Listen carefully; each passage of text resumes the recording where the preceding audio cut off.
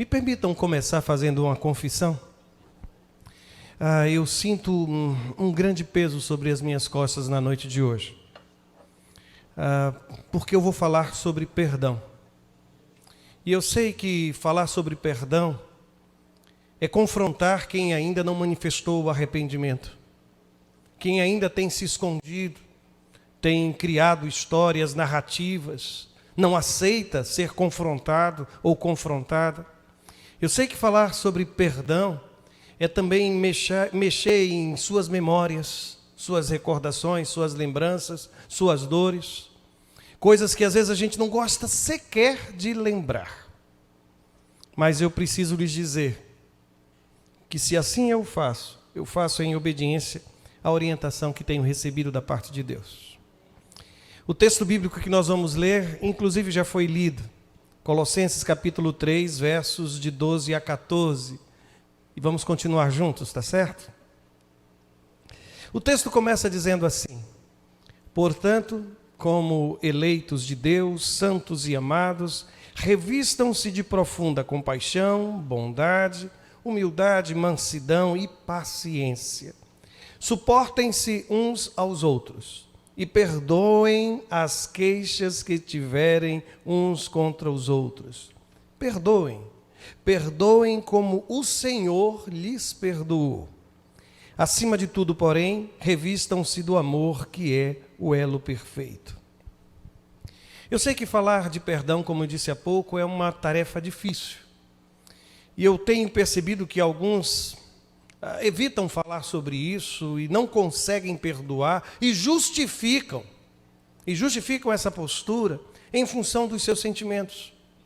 E às vezes eu tenho conversado com gente que olha para mim, mas pastor, eu não consigo perdoar, porque eu ainda não estou me sentindo em condições de fazê-lo, porque eu ainda estou muito triste, porque eu ainda sofro muito quando penso em tudo que aconteceu. Eu tenho aprendido que o perdão não é fruto de um sentimento, mas de uma decisão, pode avançar, por favor, obediente à vontade de Deus. Pode avançar, por gentileza, nos slides? Obrigado. Aqui está a declaração que acabei de fazer. O perdão, ele, portanto, não está vinculado ao seu sentimento ou à sua disposição de perdoar. Na verdade, eu entendo que o perdão, ele está ligado diretamente a uma postura de obediência a Deus. Perdoar é imperativo. O texto não coloca o perdão sob a autoridade dos meus sentimentos, das minhas emoções. Às vezes, algumas declarações de perdão, elas sequer exigem a mudança de comportamento do outro. Há momentos em que eu preciso, inclusive, perdoar quem já morreu pelas marcas que produziu na minha vida. E enquanto eu não fizer isto, mesmo que você esteja tentando trabalhar esta situação, talvez com silêncio, eu não vou mais falar neste assunto, talvez mantendo distância com aquela pessoa que lhe machucou, que lhe magoou. Há quem chame hoje o pecado, por exemplo, de desvio de comportamento. E talvez exatamente por isso não consegue se arrepender. Porque, pelo que eu leio nas Escrituras Sagradas, pecado tem cura. O sangue de Jesus Cristo nos purifica de todo o pecado. E enquanto eu não admitir isto, eu deixo de ser alvo desta graça que perdoa, desta misericórdia que renova, que restaura. É por isso que eu insisto. Perdoar, por exemplo, não é fazer de conta que nada aconteceu. Vou precisar que avance novamente no slide. Tá certo, eu acho que eles estão com alguma dificuldade, eu vou fazendo, tá bem? E aí eles veem como conseguem fazer lá em cima. Deixe-me lhe dizer então, primeira coisa, que perdoar, perdoar não é, primeiro, fazer de conta que nada aconteceu, fingir que está tudo bem, sabe, continuar na rotina, na prática da relação, ou nisto ou aquilo. Perdoar também não é permitir que as pessoas se aproveitem de sua bondade. É impressionante, mas algumas pessoas conseguem fazer isso. Ele sempre me perdoa, ela sempre me perdoa. E conseguem elaborar alguns mecanismos de postura para ser alvo do perdão do outro.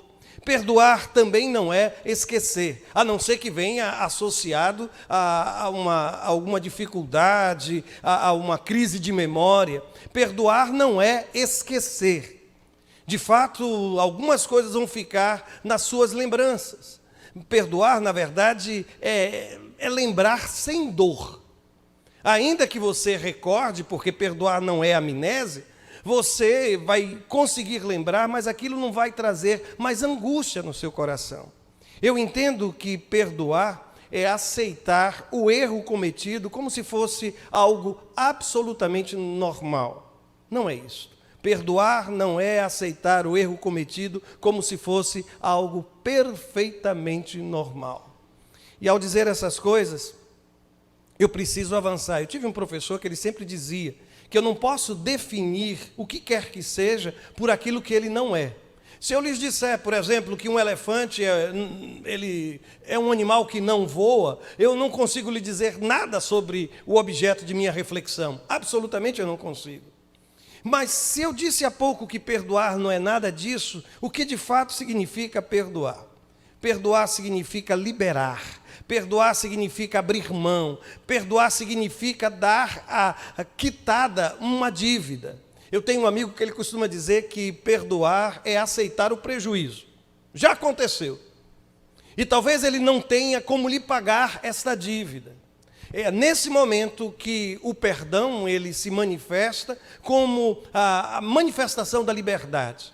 Eu não sei se você sabe disso, mas há uma palavra que descreve o perdão no seu significado original, no seu uso comum, que perdoar era como que soltar as amarras de um navio e permitir que ele viaje pelos mares afora.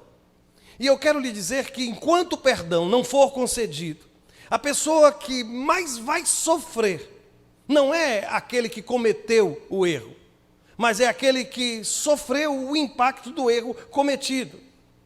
É como se nós estivéssemos tomando um veneno esperando que o outro venha sofrer os efeitos daquilo.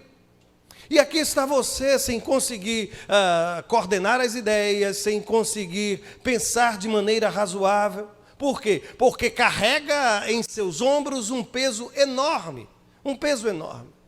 Observem que já está sendo projetado antecipadamente alguns significados e palavras da língua grega que definem aquilo que é perdão.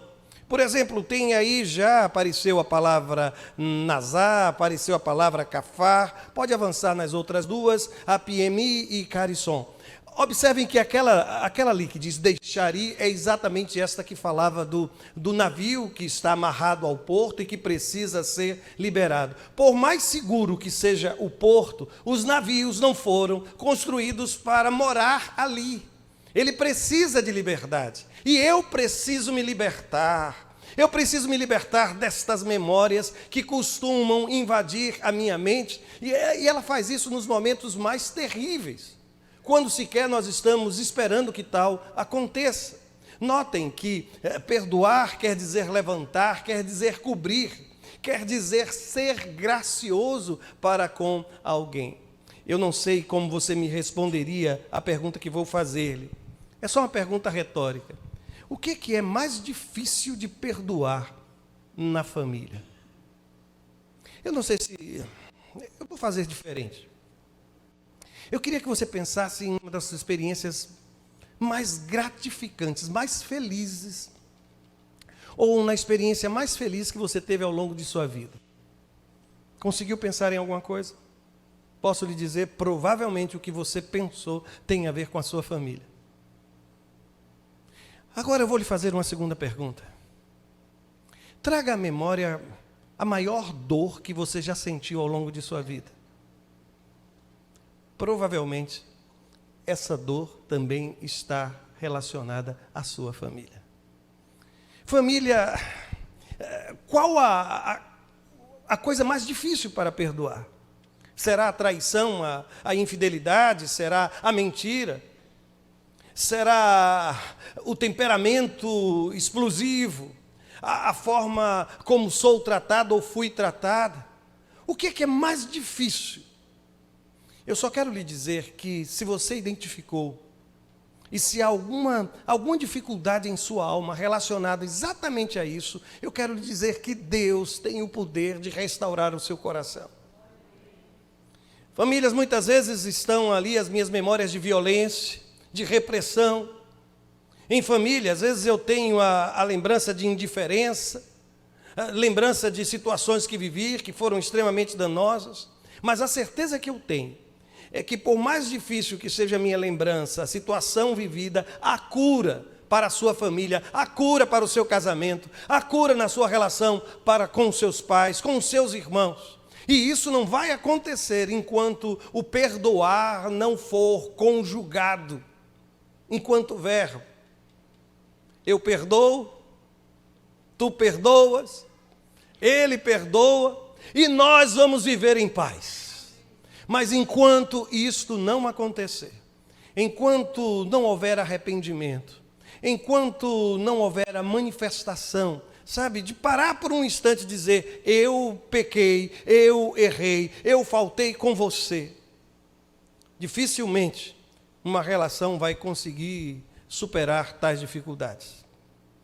Eu começo a perceber ao longo da vida que amor e perdão são coisas como que inseparáveis. Na verdade, sem amor não existe perdão. E sem a disposição de perdoar, é impossível continuar amando.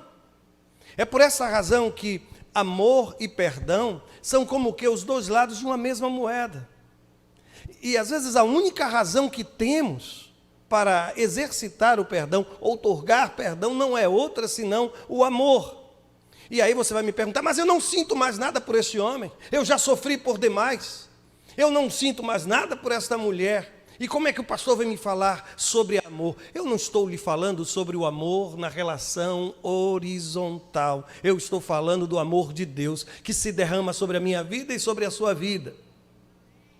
Tanto é verdade que no texto que nós trabalhamos, ele vai mostrar claramente que se existe alguma queixa no meu coração, aliás, isso é tão interessante, por quê? Porque a palavra que foi ali traduzida por queixa, ela poderia ser traduzida de outras maneiras. A palavra traduzida por queixa é sinônimo de falha, uma falha que foi encontrada, é sinônimo de culpa, é sinônimo de censura, é alguma coisa que se tornou motivo para alguma reclamação. Há pouco eu fiz uma indagação, não é? O que é mais difícil de perdoar. Posso lhe fazer uma outra pergunta? Quais são as suas queixas? E o interessante é que o texto sagrado diz, olha, se você tem queixa com alguém, não está falando de uma situação inversa. Ele está dizendo, se você para por um instante e há alguma coisa no seu coração que é motivo para alguma reclamação, para algum queixume, para alguma observação, aí o texto sagrado diz, como é que essas coisas precisam ser tratadas? Com o bálsamo do perdão, com o exercício do perdão. Eu digo essas coisas porque está escrito no texto que lemos inicialmente, humildade, mansidão e paciência. E depois a recomendação bíblica, suportem-se uns aos outros, e aí o texto sagrado diz, e perdoem as queixas que tiverem uns contra os outros. E o interessante, eu não sei se você observou, no texto sagrado nós somos desafiados a perdoar, não porque fomos perdoados, mas como fomos perdoados. Isso para mim modifica completamente a interpretação do alcance do perdão. O Senhor não está dizendo, o texto sagrado não está dizendo, olha, perdoe porque você foi perdoado. Na verdade o texto está dizendo que eu preciso perdoar como eu fui perdoado. O meu modelo de relação é o modelo de Cristo. E eu preciso perdoar como eu fui perdoado. E deixe-me lhe perguntar, como você foi perdoado? Você foi perdoado pelo mérito?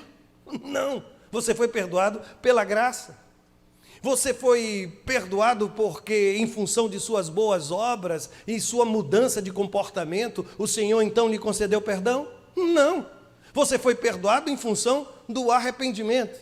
Deixa eu lhe fazer uma outra pergunta, quem foi que tomou iniciativa? Quem foi que lhe amou primeiro? aquele que me perdoou, Cristo, crucificado na cruz do Calvário. E é por essa razão que eu preciso entender que o modelo do perdão que eu preciso exercitar é o modelo deixado pelo Cristo. Por isso eu vim hoje aqui lhe dizer, você precisa perdoar o seu marido. Você precisa perdoar a sua esposa. Você precisa perdoar os seus filhos. Você precisa perdoar os seus pais e, por favor, não se sinta desconfortável. Eu tenho aprendido que até uma determinada idade, nossos pais, eles são super-heróis, eles podem tudo, eles sabem tudo. E de repente a gente começa a amadurecer e percebe que eles não são perfeitos, que eles também têm falhas. E há um momento, quando chega o momento da maturidade, é que a gente aprende a perdoá-los pelas suas falhas, por aquilo. Eu sei que eu errei com meus filhos. Eu sei que eu poderia ter feito de forma diferente, abordado de forma diferente, mas não há nada que possa restaurar isto, a não ser o exercício do perdão. E eu digo essas coisas porque nós precisamos aprender. Há um autor, Martin Lloyd-Jones, ele tem um comentário sobre o Sermão do Monte, que na verdade é mais ou menos isso aqui o livro dele. E em determinado momento ele diz assim: se pensarmos que somos perdoados por Deus, mas nos recusarmos a perdoar aos nossos semelhantes, estaremos praticando um grave erro. E isso será prova de que jamais fomos perdoados. O perdão que não é repartido é perdão que se perde. O perdão que não é outorgado ao outro é perdão que não permanece. A única maneira de expressarmos, sim, que um dia fomos perdoados é o que está escrito no texto que estamos trabalhando. O texto disse o quê? Perdoem como o Senhor lhes perdoou. E é por isso que eu vim aqui hoje lhe dizer que você precisa se arrepender. Eu tenho encontrado homens que, às vezes envolvidos numa situação de uma relação extraconjugal, não conseguem confessar o seu erro. Mesmo com todas as evidências, não conseguem reconhecer que estão errados. E eu sempre fico muito preocupado, sabem, porque há uma observação que faço, e é curiosa até, é que essa criatura começa a evitar o pastor. Começa a evitar o pastor. Deixa eu lhe dizer, não sou eu, não é o pastor, é a sua relação com Deus. Porque nada está oculto aos olhos do Senhor. Davi pensou que podia administrar o seu próprio erro. E eu não sei se você sabe que algumas pessoas sugerem que do momento ou do dia em que ele traiu a confiança de Urias, o seu soldado, o dia em que ele cometeu o homicídio, por ordem dele, aquele homem foi morto. Do dia em que ele deitou-se com Batseba, até o dia em que o profeta Natã foi à sua casa, estimam que se passou pelo menos um ano. E eu fico imaginando este ano inteiro, Davi caminhando pelo palácio, nenhum dos seus servos com coragem o suficiente para confrontá-lo. E de repente entra um profeta, olha para ele e diz: olha, você pecou contra Deus, você pecou. E ele então reconhece. Vocês se recordam dos chamados salmos penitenciais? Quando ele disse: olha, enquanto eu me calei, a minha saúde eu perdi, eu chorava o dia inteiro, o meu humor se transformou em sequidão de estio. Ele disse: eu comecei a sentir até dor nos ossos, eu não conseguia dormir. E querem saber por quê? Eu disse há pouco que pecado tem cura. E a cura é arrependimento. E arrependimento é mudança de comportamento. Não é sentimento de culpa. Não é você se sentir mal porque errou com a sua esposa, errou com o seu marido, errou com seus pais. Isso ainda não é arrependimento. Não é arrependimento quando você para por um instante e fica decepcionado com você. Mas como eu caí naquela situação? Como eu não percebi que eu estava sendo envolvido? Isso não é arrependimento. Algumas vezes até o arrependimento vem com lágrimas. Mas entre as lágrimas e a mudança de atitude, se há algo que caracteriza o arrependimento, é o tornar-se uma nova criatura, é dizer: as coisas velhas já passaram, tudo se fez novo, eu preciso reescrever a minha história, reescrever a minha vida. E é por isso que o texto lá de Colossenses está me dizendo e dizendo a você: que sem perdão, sem o exercício do perdão, a minha família e a sua família acabará sendo destruída. Eu vou adiante, porque eu tenho na lembrança um dos episódios para mim mais esclarecedores acerca do perdão. Foi o dia em que Pedro perguntou a Jesus exatamente por isso, sobre isso, perdão. Aí o texto sagrado diz em Mateus 18, 21, que ele se aproxima de Jesus e diz assim: Senhor, até quantas vezes meu irmão pecará contra mim que eu lhe perdoe? E aí então ele sugere, na matemática de Pedro ele diz, até 7 vezes. Sinceramente, quando eu leio essa declaração, o que penso é que Pedro está perguntando a Jesus: Senhor, quando é que eu posso explodir? Quando é que eu posso dizer, não vou lhe perdoar, mas fazendo isso com a consciência tranquila? Eu quero saber qual é o limite, porque tudo na vida tem um limite, inclusive o perdoar. E então ele parece ser tão generoso, e ele olha para Jesus e sugere um número da perfeição. E então, Senhor, 7 vezes, será que é bastante? Quer dizer que na 8ª vez eu posso olhar para aquela criatura e dizer, eu não quero mais ver você na minha frente, chega. Só que o texto sagrado vai me dizer que Jesus responde. E sabe aquilo que disse há pouco, que ele escolheu o número 7? Porque mesmo os mais religiosos do tempo do apóstolo Pedro ensinavam o seguinte: se um homem pecar a primeira vez, eles perdoam. A segunda vez, eles o perdoam. A terceira vez, eles o perdoam, mas da 4ª vez não perdoam. Havia um consenso de que da 4ª vez em diante, pode contar, viu? Já fez 1, 2, 3. Da 4ª vez em diante, perdão não será concedido. Pedro parece se mostrar ainda mais generoso quando sugere as 7 vezes. A matemática de Pedro e a matemática dos rabinos do seu tempo, parece mesmo que a oferta de Pedro, o raciocínio de Pedro, ainda é mais generoso. Só que Jesus escuta aquela pergunta e diz assim o texto sagrado: respondeu-lhe Jesus, não te digo que até 7 vezes, mas até 70 vezes 7. Esse texto não está me autorizando a manter uma planilha de Excel com todas as faltas das pessoas à minha volta. E começar a imaginar 70 vezes 7, vai chegar o momento, quando chegar o número 491, eu vou poder olhar para ele com indiferença e sem peso na consciência. Eu sei que normalmente quando lemos esse texto, a imagem que a gente tem é de situações diferentes, erros que são cometidos ao longo de uma relação e a oferta constante de perdão. Mas teve um dia desse que eu comecei a pensar que talvez essas 70 vezes 7, talvez se relacionem a um só erro, e o mesmo erro. Eu vou tentar me explicar. Eu não sei se já aconteceu com você. Você oferece o perdão, e você diz, olha, está perdoado, está tudo bem. E de repente, algumas horas se passam, você olha para aquela criatura e sobe uma raiva. Sobe um desgosto, vem uma lembrança. Aí sabe o que é que vai acontecer? Você vai precisar perdoar pela 2ª vez a mesma pessoa e pelo mesmo erro.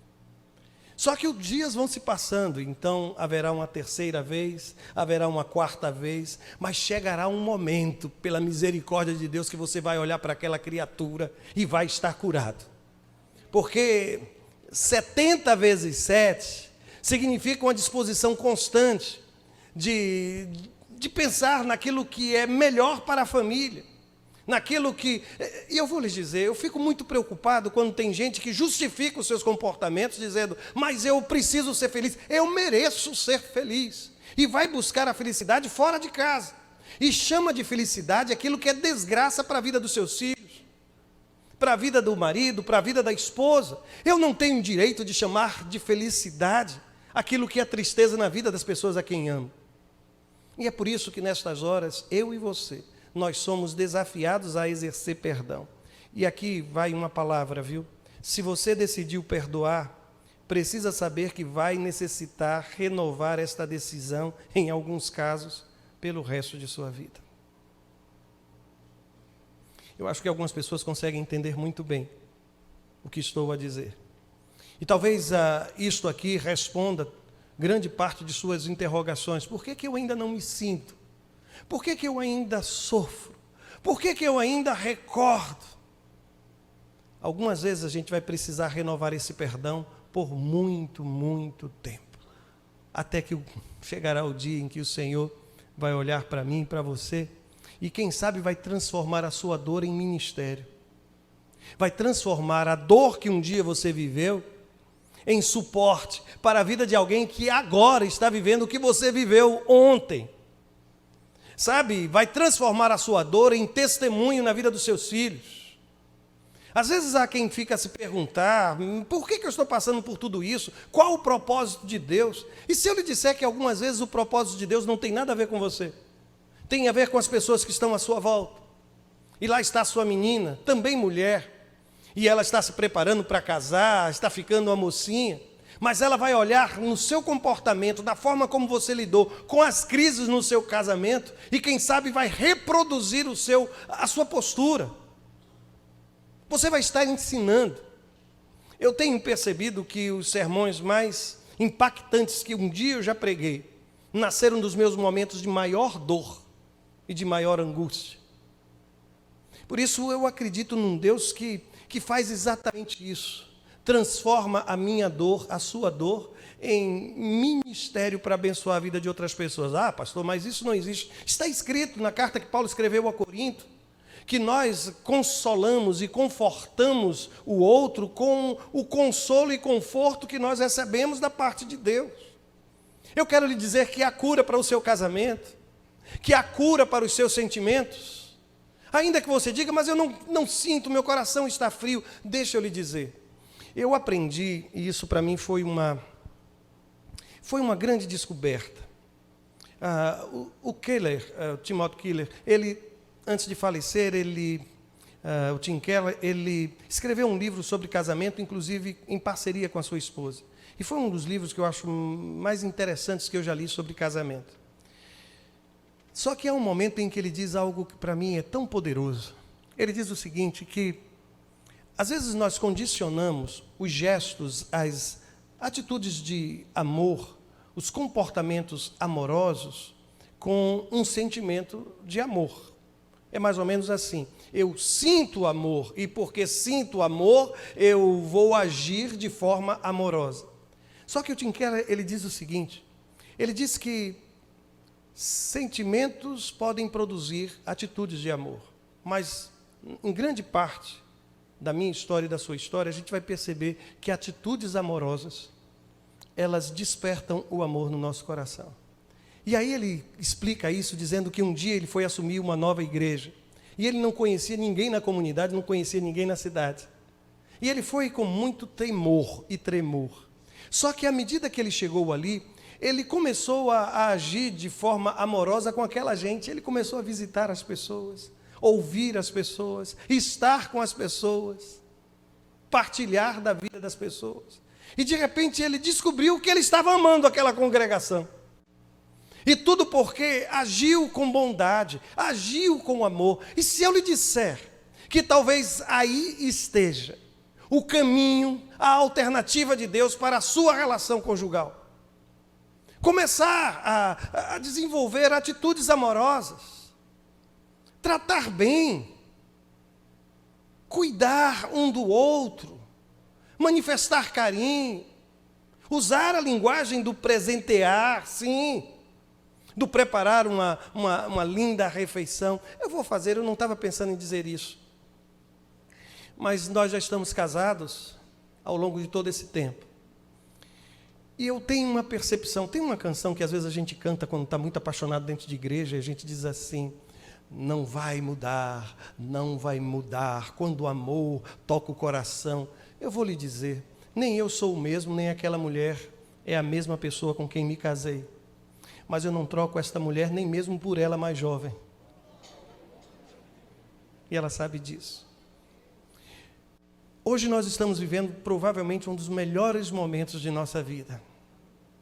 E a gente precisa olhar para o futuro como que Deus nos preparando para viver o melhor, sabe, de cada um de nós. Dia desses eu tive um problema enorme com uma empresa que faz geleia de pimenta. Eu tenho descoberto que geleia de pimenta com queijo do reino é algo maravilhoso. E eu descobri que ela gosta disso. Durante, 30 anos, eu sempre fui tratado de bandeja em casa. Sabe, era levado numa bandeja, eu estudando, chegava ela. Mas a chegada do nosso filho tem exigido muito esforço, muito esforço. E às vezes a gente está cansado, porque eles acordam às 3 horas da manhã, como se fosse meio-dia, né? E a gente fica cansado e sobrecarregado, e esse eu sei tem sido o momento mais difícil para a Cláudia. E sabe o que é que eu descobri? O prazer de preparar o café para esta mulher. Só que uma vez eu fui comprar a geleia, e a geleia veio cheio de pele da pimenta, veio estranha. Eu mandei um e-mail para a firma, sabe? Eu não vou fazer propaganda não, de qual é. Mas eu mandei um e-mail e me queixando, disse, olha, por favor, não atrapalhem o momento mais belo da minha vida. Eu não sei o que foi que aconteceu, mandei umas fotos, e logo eles começaram a responder, querendo me mandar uma caixa. Sabe? Eu disse, não precisa, só tenham cuidado com a produção, com a qualidade do que vocês estão fazendo. E começamos a sorrir com isso. Sabe o que é que eu quero lhe dizer? É que nunca é tarde da gente expressar carinho. Vai chegar o dia em que os filhos vão crescer, vão tomar seus rumos. E sabe quem é que vai ficar ao seu lado? É ela. É ele mesmo. É aquela criatura com quem você vai viver o resto de sua vida. E a gente pode fazer com que isso seja ainda mais abençoador. E sabe como é que a gente faz isso? Com o exercício do perdão, com o exercício do arrependimento. E é por isso que eu quero sugerir algumas atitudes muito práticas. Primeiro, perdoe. Na maioria das vezes, perdoamos não por amor a quem nos ofendeu, mas por amor e obediência a Deus. Você não vai se tornar uma pessoa melhor por estar guardando essa mágoa no seu coração. Eu vou lhe ser bem claro. Eu estou agora, como eu costumo dizer, que eu já passei dos 60 e eu não preciso mais ficar arrodeando. Essa é uma das boas coisas quando a gente passa dos 60, viu? Não é verdade? Teve gente que concordou comigo aqui. É isso mesmo. Enquanto você não liberar perdão, essa mágoa pode até lhe adoecer, tirar o seu prazer de viver. Você não vai se tornar uma pessoa melhor enquanto não liberar perdão. Ah, pastor, mas ele não merece. Eu me lembro de uma criatura, meu Deus, que precisou da interferência, aconselhamento, e de repente eu encontrei o marido, depois de celebrar a reconciliação dos dois, e ele olhou para mim, pastor, quando o senhor tiver tempo, fala com a minha esposa. Eu disse, o que está vendo? Ele disse, ela não mudou, ela continua me tratando com muito desdém, com muita frieza, mas vocês não estavam comigo, ela não disse que estava tudo certo, eu fui conversar com ela. Vocês não imaginam o que ela me disse, pastor? Pastor, eu já perdoei meu marido há muito tempo, eu não tenho mais nenhum ressentimento, mas ele está me dizendo que você está sendo frio, indiferente. Ele disse, pastor, por favor, está tão bom assim, ele está cuidando de mim tão bem. Deixa eu demorar mais um pouquinho, deixa ele sofrer mais um pouquinho o que eu sofri. A minha reação foi a mesma de vocês, mas eu quero lhe dizer, é possível perdoar, é possível perdoar. Deixe-me lhe dizer, tente de novo. Tente de novo. Dar a outra face é amar incondicionalmente. É ficar junto mesmo com o risco de novamente sofrer. Eu sei que o que estou dizendo parece ser muito, muito difícil, mas deixa eu só projetar a sua vida para daqui a algum tempo. Você pode olhar para trás e pensar assim, meu Deus, e se eu tivesse dado uma nova chance, se eu tivesse tentado de novo?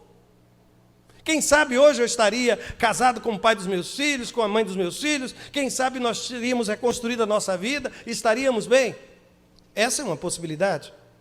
Mas quem sabe, não, eu não vou perdoar.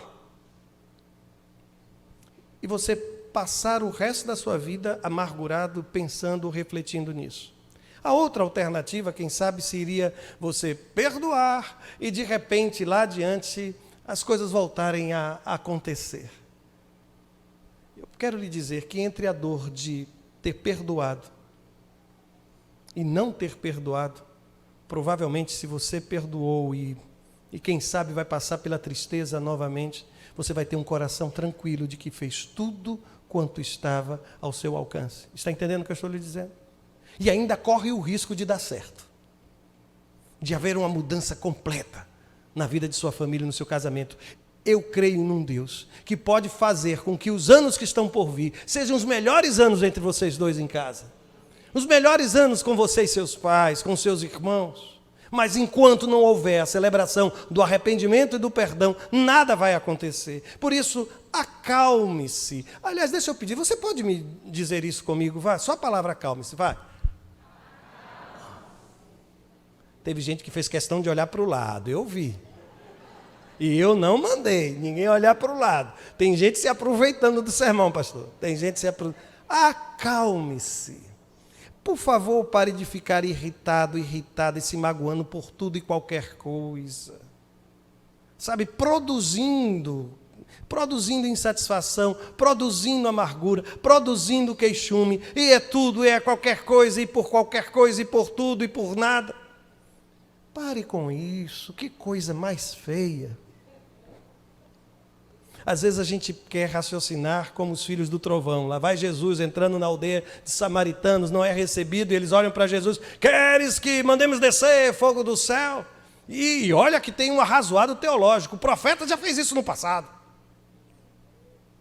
Jesus olha para aquela gente e diz assim: vocês não sabem de que espírito vocês são? E olha que quem estava dizendo isso foi João. Como é que você chama João hoje? Como é que a igreja costuma chamar João? Apóstolo do amor? Aquele que Jesus botou o apelido de Boanerges, filhos do trovão? Conviver com Jesus transforma um filho de trovão em apóstolo do amor. Então, se houver algum filho do trovão ou alguma filha da trovoada, em nome de Jesus, acalme-se, acalme-se. E olha, deixa eu lhe dizer uma outra coisa: ame, meu Deus. Quando você não souber o que fazer, ame. O amor é o melhor conselheiro em tempos difíceis. Não há coisa mais poderosa do que o exercício do amor. Vocês acreditam nisso? Tá. Acreditar nisso e declarar isso num espaço como esse, final de congresso da família, no meio do povo de Deus, é fácil. Eu ouvi daqui alguém dizer isso. É fácil. Amar e continuar amando. Sabe, renovar a aliança junto ao Senhor. Eu fiquei tão feliz, porque eu fiz uma descoberta. Aliás, não fui eu li apenas. Quem ensina isso é Barclay em um dos seus textos. Ele diz que existem duas palavras para aliança na língua grega. Uma delas é mais ou menos assim, aliança, é diateque e sunteque. Ele diz, olha, tem uma dessas palavras em que a aliança depende dos dois. Eu serei fiel, você será fiel. Eu vou lhe tratar bem, você vai me tratar bem. Deu para entender? Agora, tem uma outra palavra que é aliança. Também é aliança, mas que independe do outro. É um compromisso meu. É quando Deus olha para mim e para você e diz, olha, ainda quando você for infiel, eu vou permanecer fiel, porque esta é a minha natureza. E aí eu tenho aprendido que fidelidade é uma questão de caráter. É uma questão de caráter, daquilo que você é. Por isso, é nessa hora que eu vou precisar renovar a aliança junto ao Senhor. É neste momento que eu vou precisar entender que o meu amor, que o meu sentimento, que a minha aliança um dia foi depositado no altar do Senhor. Eu não sei como tem sido os seus últimos dias, suas semanas. Como tem sido? Se tem sido um tempo prazeroso para vocês, como família, ou se tem sido um tempo difícil. Mas se você veio a este lugar, Deus está lhe dizendo, o perdão é o caminho apresentado pelo reino, o reino do nosso Senhor. E assim como aconteceu pela manhã, me permita usar a mesma expressão, o mesmo verso, o mesmo capítulo, o mesmo livro. Lembra-se do que nós lemos ao final? A declaração que diz que o amor tudo sofre, o amor tudo crê, o amor tudo espera, o amor tudo suporta. E eu gosto tanto dessa expressão, tudo espera, Porque ela sinaliza, assim, é como se ela estivesse dizendo que quem ama espera sempre o melhor. Acredita que é possível. Eu quero lhe dizer que vocês podem ser felizes. A sua casa precisa ser esse espaço acolhedor, precisa ser esse espaço de felicidade. E a gente precisa resgatar isso, porque a sociedade lá fora está pregando o fim da família. E eu não posso fazer coro com isso. A igreja precisa ser uma igreja que apresente alternativas para um mundo que está sem saída. Eu creio num amor que permanece. Eu creio no amor entre um homem e uma mulher, no casamento. Eu creio na bênção dos nossos filhos. Eu não sei se você conhece a minha história da Cláudia, nós temos 4 filhos, e 3 deles são por adoção. Nós nunca tivemos nenhum problema de fertilidade. Foi uma decisão que tomamos e temos sido tão abençoados. Hoje pela manhã eu falei sobre quem vive a dor de ver um dos seus filhos que foi criado na igreja, hoje fora da igreja. Eu tenho vivido isso. Mas eu continuo a orar, sabe, irmãos? Continuo a interceder, clamando. E a Cláudia costuma dizer que ela tem dito a Deus essa história de dizer que depois que eu morrer, Ele ainda voltará, porque ela disse a Deus, não, eu quero estar viva. E eu quero estar no culto para ver esse momento acontecer. Enche o seu coração de esperança. Olhe para a vida com outro olhar, com o olhar da graça. Olhe para os seus filhos como herança do Senhor. Olhe para a sua esposa, como para o seu marido, como aquele que Deus separou para estar ao seu lado até o último dia de sua vida. Apaixone-se pela sua esposa. Apaixone-se pelo seu marido. E se ele não estiver aqui, se ela não estiver aqui, quando você chegar em casa, ela vai olhar, ele vai olhar e vai dizer assim, o que foi que aconteceu? Você fez o que de errado? Por que é que você está me tratando assim? Aí você vai dizer que eu tenho aprendido que a minha espiritualidade começa na minha casa.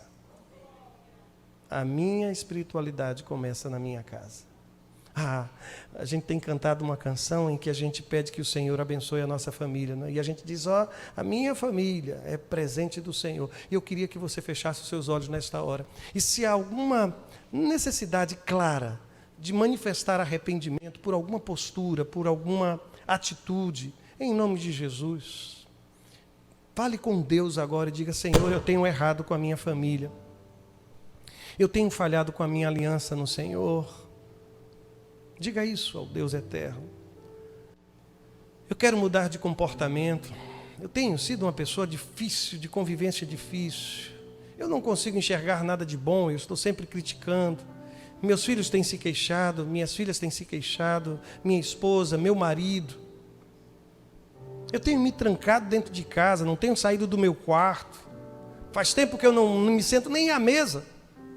Aquilo tem me causado desconforto, eu tenho fugido dentro da minha própria casa. Abra o seu coração e diga a Deus, Senhor, eu quero ser bênção na minha família. Em nome de Jesus, faça isso. Eu vou fazer silêncio para que você possa conversar com Deus. E você vai dizer ao Senhor aquilo que está no seu coração. Por favor, não faça isso somente porque o pastor está sugerindo. Não terá nenhum efeito diante do Senhor. Apenas converse com Ele nesta hora. Eu quero orar pelo seu casamento. Posso fazer? Está ao lado de sua esposa, do seu marido. Se ela estiver por aqui, se ele estiver por aqui, você precisar se movimentar para ficar ao lado dele, pode fazê-lo, não tem problema. Eu queria que os casados aqui olhassem um para o outro agora. Pode ser? Eu quero fazer uma declaração sobre a vida de vocês. Eu os declaro, marido e mulher, abençoados pelo Senhor. Tem uma técnica que a gente chama de técnica do cochicho. Você vai falar autossuficiente só para ele escutar, só para ela escutar. Aproveite e faça uma declaração de fidelidade, de compromisso.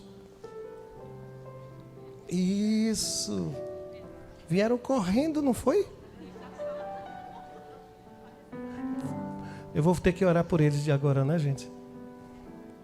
Fiquem juntos, fiquem juntos. É tão curioso porque às vezes Deus prepara situações assim, exatamente naqueles dias que vocês estavam pilhados, sabe? Com muita dificuldade. Caia por terra agora toda inimizade, toda amargura, toda raiva, todo ressentimento em nome de Jesus. Eu também os declaro, viu? Casados, abençoados no nome do Senhor. Eu não sei quantos filhos estão aqui, filhos que ainda moram com seus pais. Estão juntos? Estão juntos? Agora eu vou pedir que os pais olhem para os filhos olhem para os seus pais. Há uma promessa no texto de Malaquias que o Senhor há de converter o coração do pai para os filhos e dos filhos para os seus pais. Não é assim que está escrito? Eu nesse momento também quero orar dizendo, olha, o seu coração estará convertido para os seus pais. E pais, o coração de vocês estará convertido na direção dos seus filhos, em nome de Jesus. Eu não sei quantos irmãos estão aqui. Se a gente for olhar na Bíblia, ser irmão de alguém era um negócio bem complicado, né? Começa lá no paraíso com aqueles dois, Caim e Abel, Esaú, Jacó, os irmãos de José. Se houver alguma inimizade, alguma dificuldade entre vocês, eu daqui também declaro que vocês são irmãos pelo sangue do Cristo, em nome de Jesus. Vou orar nesse instante. Pai querido, eu quero apresentar as nossas famílias ao Senhor. Eu quero suplicar, Senhor, que haja arrependimento e perdão. Que haja cura, Senhor, das feridas da alma, das lembranças dolorosas. Que haja esperança para o futuro, meu Deus. Que os laços de afeto, que os laços de unidade em nossas famílias, Pai, que os vínculos possam ser fortalecidos pela presença do Teu Santo Espírito. Que tenhamos, sim, Senhor, uma história bela ainda a ser construída. Que as nossas famílias sejam palco da manifestação da Tua glória. É assim que nós oramos e oramos no nome de Jesus. Amém.